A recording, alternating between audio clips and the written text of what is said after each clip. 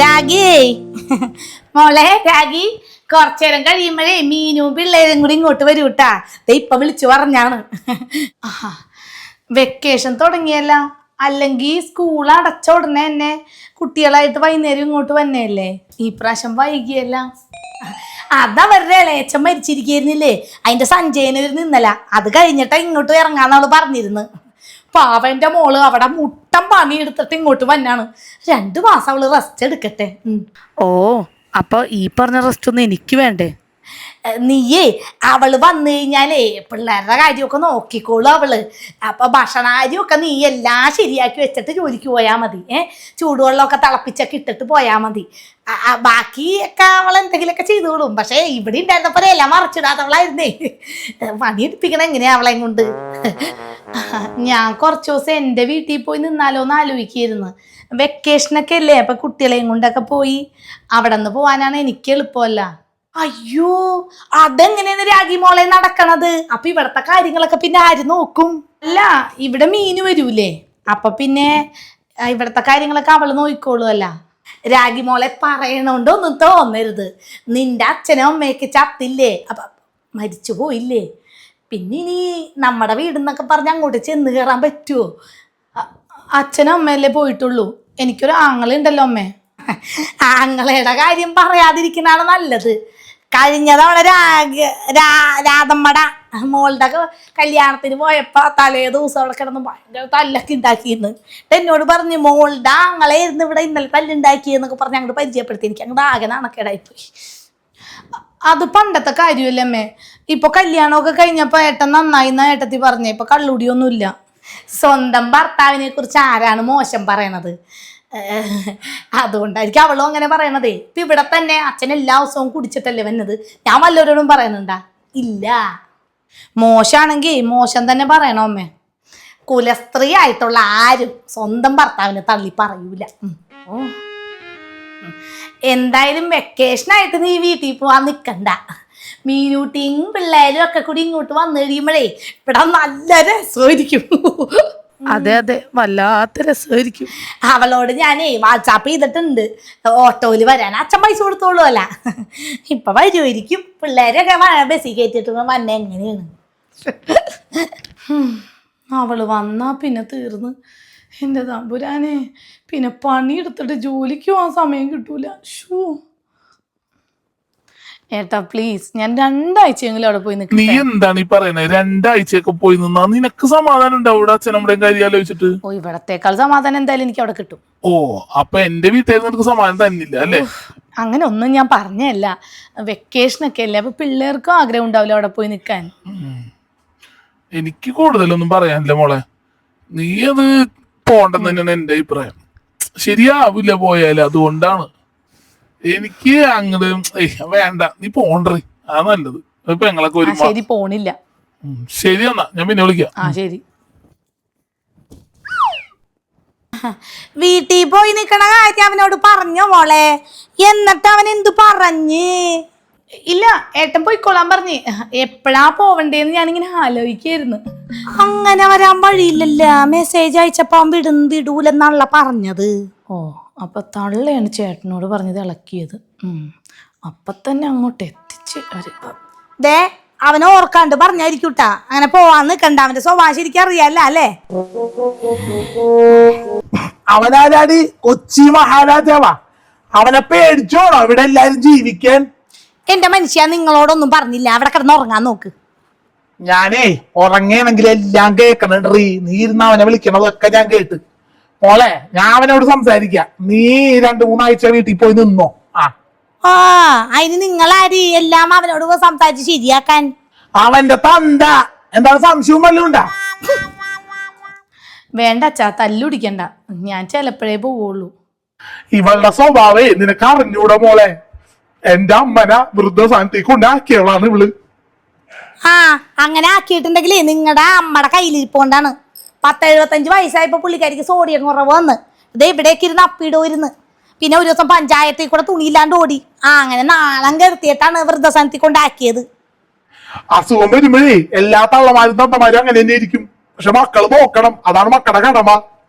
പക്ഷെ എന്റെ അമ്മനെ എനിക്ക് നോക്കാൻ പറ്റിയില്ല. അതുകൊണ്ട് വൃദ്ധസ്ഥാനത്ത് തള്ളിയിട്ടിട്ട് പോന്നു. അവിടെ കിടന്നാണ് ചത്തത്. ഈ മനുഷ്യന്റെ ഒരു കാര്യം, കള്ളുടിച്ചാ പിന്നെ എന്നെ കണ്ടൂടാ. എന്റെ കയ്യിലുണ്ടായത് 500 രൂപ മേടിച്ചോണ്ട് പോയതാണ്. ഇപ്പൊ തരാടി, നാളെ തരാടി, പെൻഷൻ കിട്ടുമ്പോ തരാടി എന്നും പറഞ്ഞുണ്ട് കുടിച്ചിട്ട് വന്നിട്ട് അതായത് എനിക്കിപ്പോ കൊല്ലാപ്പായി. അതേടി, ഇപ്പൊ നിന്റെ കയ്യിൽ നിന്ന് പൈസ മേടിച്ച് കുടിക്കേണ്ട അവസ്ഥയെ എനിക്ക്. എന്റെ പേരിൽ ഈ വീട് സ്ഥലവും കൂടിയില്ല പോലെ എല്ലാം ഇവിടെ എഴുതി മേടിപ്പിച്ച് വെച്ചേക്കണ്. സർവീസിൽ ഇരുന്നാള് 1 രൂപ പോലും കയ്യിലില്ലാണ്ടായി. എല്ലാം ഇവളുടെ പേരിലാണ് ഇവള് മേടിപ്പിച്ചത്. അതുപോലത്തെ താടകയാണ് ഇവള്. ഈ വീട് എന്റെ പേരിലായതുകൊണ്ട് ഇപ്പോഴും ഇവിടെ ഇരുന്ന് കഞ്ഞി കുടിച്ചു പോണ്. അല്ലെങ്കിൽ നിങ്ങൾ വീട് തൊലച്ചേനെ വിറ്റ്. ഓ, കാണാൻ മാത്രം എന്ത് വലിയ മഹത്വനിത വന്നേക്കണം. ദേ അമ്മേ, മോളെ കേറി വാ. മീന് വന്ന അതുകൊണ്ട് നിങ്ങൾ രക്ഷോട്ടില്ലെങ്കിൽ ഞാൻ നിങ്ങളെ കൊന്നേനെ. ഓ, അല്ലെങ്കിൽ നീ എന്നെ അങ്ങോട്ട് ഞൊട്ടും. ഒന്ന് പോടി അവിടുന്ന്. ചേട്ടത്തി സുഖാണ് അമ്മേ? ഓ സുഖം തന്നെടി. ആ, സുഖം സുഖം. രാവുമ്പാലും കാലിങ്ങനെ നീട്ടിപ്പിടിച്ചിരുന്ന് മോളാണെങ്കിൽ മരുമോളെ ചോറ് ഇവിടെ കൊണ്ടെന്ന് കൊടുക്കുവല്ല. അപ്പൊ പിന്നെ സുഖമല്ലേ? ഇപ്പഴച്ഛന് ഒരു മാറ്റമില്ലല്ലോ. എപ്പോഴും അമ്മയുടെ കുറ്റം മാത്രമേ പറയാനുള്ളൂ. ഇയാളെ ചത്ത് കിടന്നാലേ എന്റെ കുറ്റം പറയും. അങ്ങനത്തെ സ്വഭാവമാണ് ഇയാളുടെ. എന്നാ അവളെ ഭയങ്കര ഇഷ്ടമാണ്. ഒയ്യോ, തേനൊലിക്കാണ് മരുമോടെന്ന് പറഞ്ഞാൽ. ഒയ്യോ, ഞാൻ ഇഷ്ടപ്പെടൂടി അവളാ. വേറെ ആരെങ്കിലും ആയിരുന്നെങ്കിൽ നിന്നെ പണ്ടേ ചവിട്ടി പുറത്താക്കിയേനെ എന്നെ. ഓ സപ്പോർട്ടമ്മായി അച്ഛൻ. ഇതുപോലൊരു സാധനത്തന്നെ ഞാൻ എന്റെ ജീവിതത്തിൽ കണ്ടിട്ടില്ല മോളെ. നിങ്ങളൊന്ന് അകത്തോട്ട് അങ്ങോട്ട് പോയേ. അവിടെ പോയിരുന്ന് ഉറങ്ങ്. ആരെങ്കിലും വന്നാ ഇവിടെ നനങ്ങൂല. തപസ് ചെയ്യണോലിരിക്കും. അല്ലെങ്കിൽ ഞാൻ പോണേണ്. നിന്റെ മോള് വന്നല്ല, ഇനിയിപ്പൊ നിനക്ക് ആരെയും കണ്ടുകൂടാതിരിക്കും എനിക്കറിയാം. ഓ, ഇതുപോലൊരു സാധനായി പോയില്ലോടി നിന്റെ തന്ത. ഓ, എന്ത് പറയാനാണ് അമ്മേ, എല്ലാവർക്കും വിനുവേട്ടനെ പോലുള്ള ഭർത്താവിനെ കിട്ടൂലല്ലോ. അത് ശരിയാണ് മോളെ. വിനുക്കുട്ടനെ കുറിച്ച് എല്ലാവർക്കും നല്ല അഭിപ്രായമാണ്. എന്ത് നല്ല മോനാണ്. ഭാര്യനെ എങ്ങനെയാണ് കൊണ്ടു നടക്കണേന്ന് അവനെ കണ്ടു പഠിക്കണം. അതെ അമ്മേ, വിനുവേട്ടനൊരു പഞ്ചപാവമാണ്. അന്ന് നടക്കണ കാര്യങ്ങൾ മുഴുവനും പറയാണ്ട് വിനുവേട്ടന് ഉറങ്ങില്ല. മോളെ, നിന്റെ ഭാഗ്യമാണ് വിനുക്കുട്ടനെ പോലൊരു ഭർത്താവിനെ കിട്ടിയത്. അതെ അമ്മേ, സത്യം. പക്ഷെ വിനുവേട്ടൻ ഇപ്പൊ വല്ലാത്ത സങ്കടത്തിലാണ്. അതെന്താണ് മോളെ? അവന്റെ നെഞ്ചിരിച്ചിൽ മാറിയില്ലേ ഇതുവരെ? അതല്ല അമ്മേ, വിനുവേട്ടന് ഇപ്പൊ ചെറിയ ചെറിയ കടങ്ങളുണ്ട്. അത് ഓർത്തിട്ടാ വിഷമം. ഓ, ഒന്നും പറയണ്ടമ്മേ. വന്ന് വന്ന് മരുന്നിനൊക്കെ എന്നാ വിലയാണെന്ന് അറിയാവോ? കുറച്ചു ദിവസം നെഞ്ചിരിച്ചിലും പനിയായിട്ട് ഹോസ്പിറ്റലിൽ കിടന്നപ്പോ എത്ര രൂപ ചെലവായി. ഡിസ്ചാർജ് ആയപ്പോ കടം മേടിച്ചിട്ടാണ് പൈസ അടച്ചതേ. ഷോ പാവം. അതുകൊണ്ടാണ് അമ്മനോട് ഞാനൊന്ന് കുടുംബശ്രീന്ന് ഇത്തിരി പൈസ ലോൺ എടുത്ത് തരാൻ പറഞ്ഞത്. എന്നിട്ട് അമ്മ തന്നില്ലല്ലോ. ഇന്ന് പോണേന് മുമ്പെങ്കിലും ആ പൈസ എങ്ങനെയെങ്കിലും ഒപ്പിച്ച് തരുമോ? അതിന് നീ പറയണ പൈസ ഒന്നും കുടുംബശ്രീന്ന് ലോൺ കിട്ടൂലടി. ഹോസ്പിറ്റലിൽ അഡ്മിറ്റ് ആയ കാര്യം അറിഞ്ഞായിരുന്നു. അവന് ഹെൽത്ത് ഇൻഷുറൻസ് ഉള്ളതുകൊണ്ട് 1 രൂപ പോലും കൊടുക്കാണ്ട് ഡിസ്ചാർജ് ആയി പോകുന്നാണല്ലോ ഏട്ടൻ പറഞ്ഞത്. അയ്യോ, ഹെൽത്ത് ഇൻഷുറൻസാ? അതൊന്നും വിനുവേട്ടനില്ല ചേട്ടത്തി. അതൊക്കെ എടുക്കണമെങ്കിൽ ഒരുപാട് പൈസ വേണ്ടേ? ഡിസ്ചാർജ് ആയപ്പോ തന്നെ ഏതൊരു കൂട്ടുകാരൻ്റെ കടം മേടിച്ചാണ് ഹോസ്പിറ്റലിലെ ബില്ലടച്ചതേ. നീ എന്താ പറയണത്? ഏട്ടൻ നാട്ടിലുള്ളപ്പോ അവര് രണ്ടുപേരും കൂടി അല്ലേ ഇൻഷുറൻസ് എടുത്തത്? ഹെൽത്ത് ഇൻഷുറൻസിന്റെ ഒപ്പം അവര് ടേം ഇൻഷുറൻസും കൂടി എടുത്തിട്ടുണ്ട്. അയ്യോ, അങ്ങനെയുണ്ടാ? അതെനിക്ക് അറിഞ്ഞൂടാട്ടാ. അതെന്നോട് വിനുവേട്ടൻ പറഞ്ഞിട്ടില്ല. എല്ലാ കാര്യവും മീനൂട്ടിയോട് പറയാണ്ടേ വിനുവേട്ടൻ ഉറങ്ങൂലെന്ന് കുറച്ചു മുമ്പ് അമ്മനോട് പറഞ്ഞായിരുന്നു. ഈ കാര്യം പറഞ്ഞിട്ടില്ല. അല്ലെങ്കിൽ ഞാൻ അമ്മനോട് പൈസ കടം ചോദിക്കായിരുന്നോ? അല്ല മോളെ, ഇതിപ്പോ ഹെൽത്ത് ഇൻഷുറൻസിന്റെ ഒപ്പം ടേം ഇൻഷുറൻസ് എടുത്തു വെക്കണോ? ആരുടെയും കാര്യം പറയാൻ പറ്റൂലമ്മേ.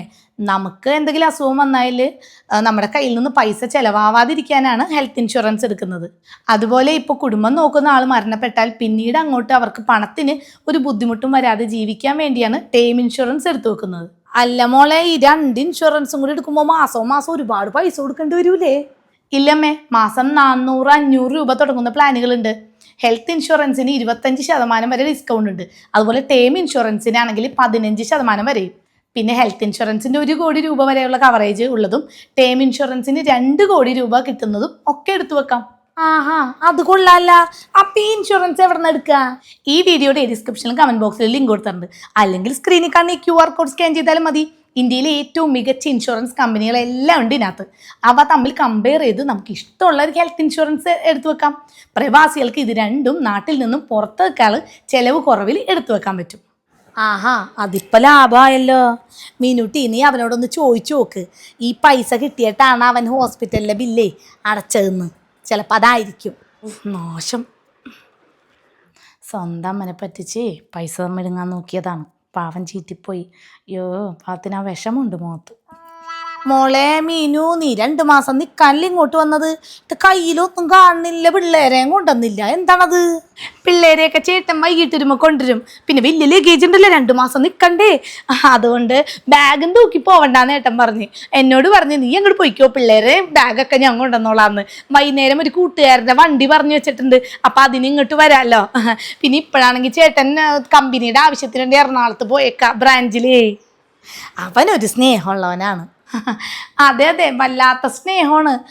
കഴിഞ്ഞ ദിവസം ഒരു റീൽ ചെയ്തേക്കണുണ്ടല്ലോ, ഒരു പെണ്ണിൻ്റെ ഒപ്പം ഒരു ചെറിയ നിക്കറൊക്കെ ഇട്ടിട്ട് ഇങ്ങനെ കുഴഞ്ഞാടിയിട്ട്. എൻ്റെ ഭർത്താവ് എങ്ങാനായിരിക്കണം, ഞാൻ പുള്ളിനെ കൊന്നേനെ. അത് ചേട്ടൻ്റെ കൂട്ടുകാരികളാ, കോഴിക്കോടുള്ളതാണ് അമ്മേ.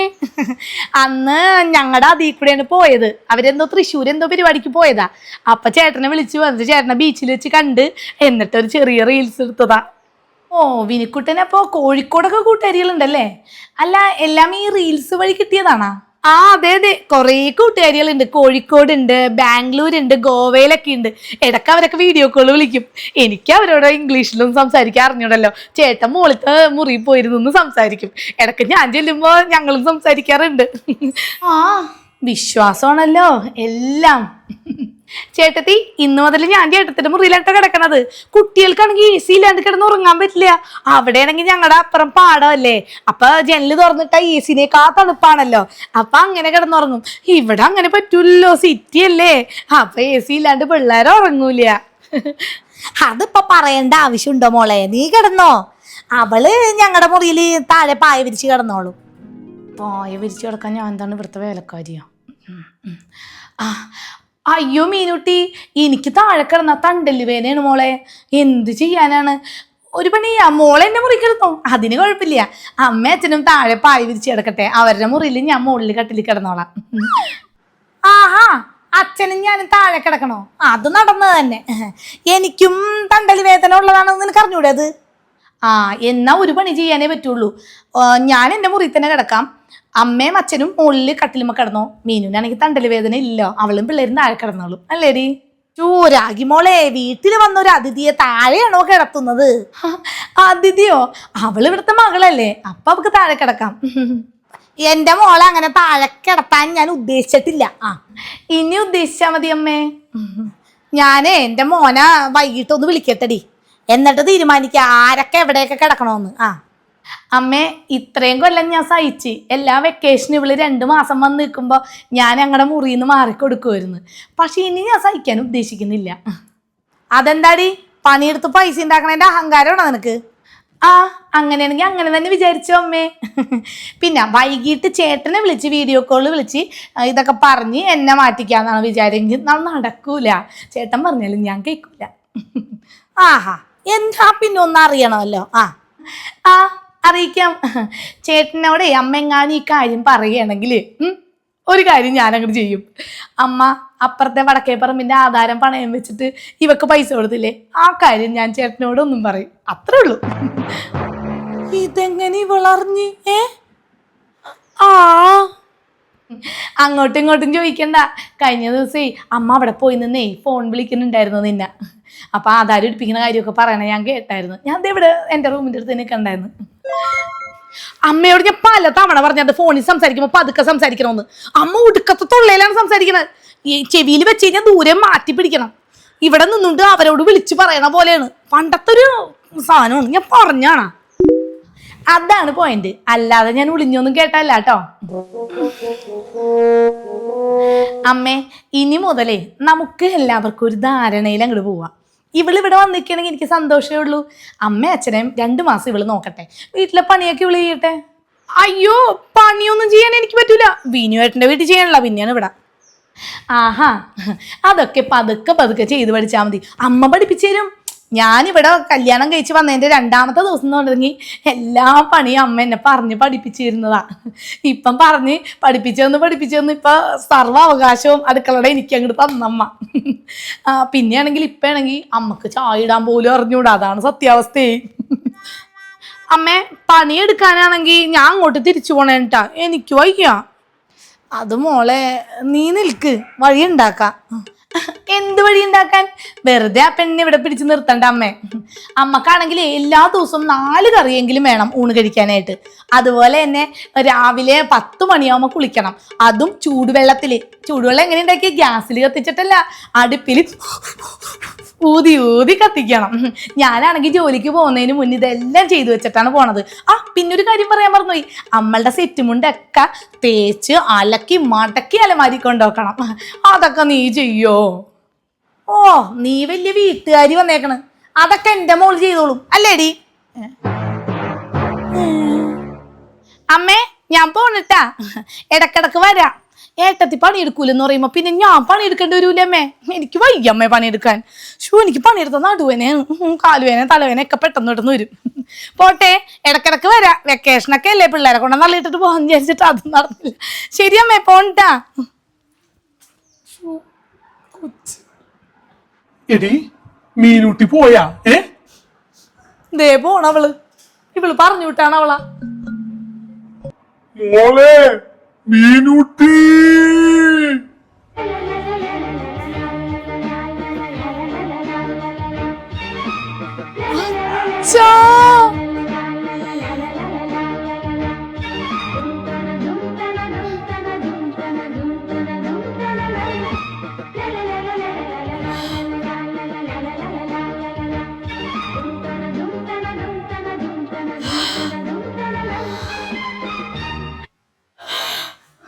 കണ്ടില്ലേ, ഇതാണ് യഥാർത്ഥ സ്നേഹം.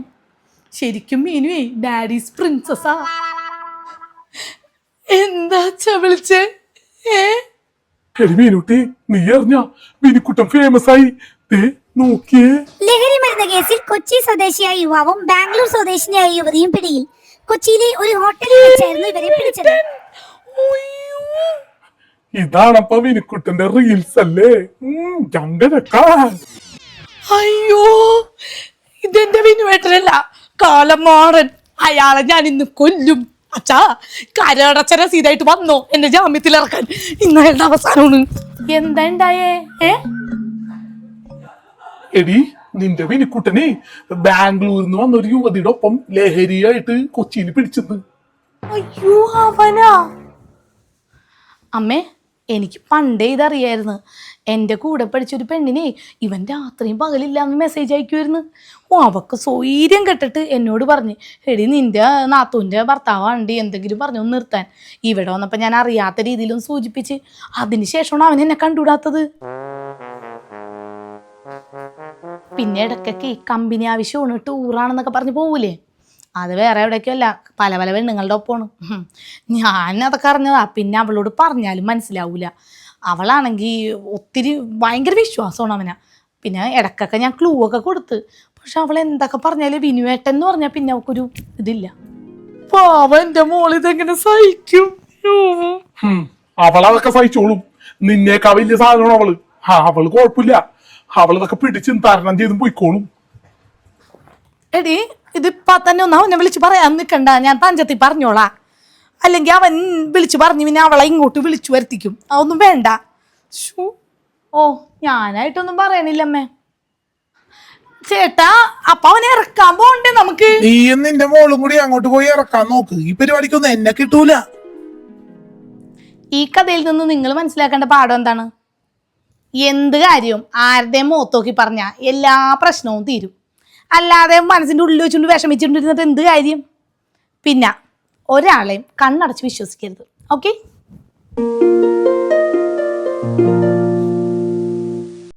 ഞാൻ വീഡിയോയുടെ ഇടയിലായിട്ട് ഒരു പ്രധാനപ്പെട്ട കാര്യം പറഞ്ഞിരുന്നു. നിങ്ങളുടെ സമ്പത്ത് സംരക്ഷിക്കാനും നിങ്ങളില്ലെങ്കിലും സാമ്പത്തികമായി സുരക്ഷിതമാക്കാനും നിർബന്ധമായും ഒരു ഹെൽത്ത് ടേം ഇൻഷുറൻസ് എടുത്തു വെക്കേണ്ടതാണ്. ഇതൊരിക്കലും പിന്നത്തേക്ക് മാറ്റി വെക്കേണ്ട ഒരു കാര്യമല്ല. ഒരു കുടുംബത്തിന് അത്യാവശ്യമായിട്ട് ഉണ്ടായിരിക്കുന്ന കാര്യമാണ് ഈ ഹെൽത്ത് ടേം ഇൻഷുറൻസുകൾ. അപ്പോൾ അത് എടുക്കാനുള്ള ലിങ്ക് ഞാൻ ഡിസ്ക്രിപ്ഷനിലും കമൻറ്റ് ബോക്സിലും കൊടുത്തിട്ടുണ്ട്. അല്ലെങ്കിൽ സ്ക്രീനിൽ കാണുന്ന ഈ QR കോഡ് സ്കാൻ ചെയ്താലും മതി. അപ്പോൾ എല്ലാവരും ചെക്ക് ചെയ്ത് നോക്കിക്കോളൂ കേട്ടോ.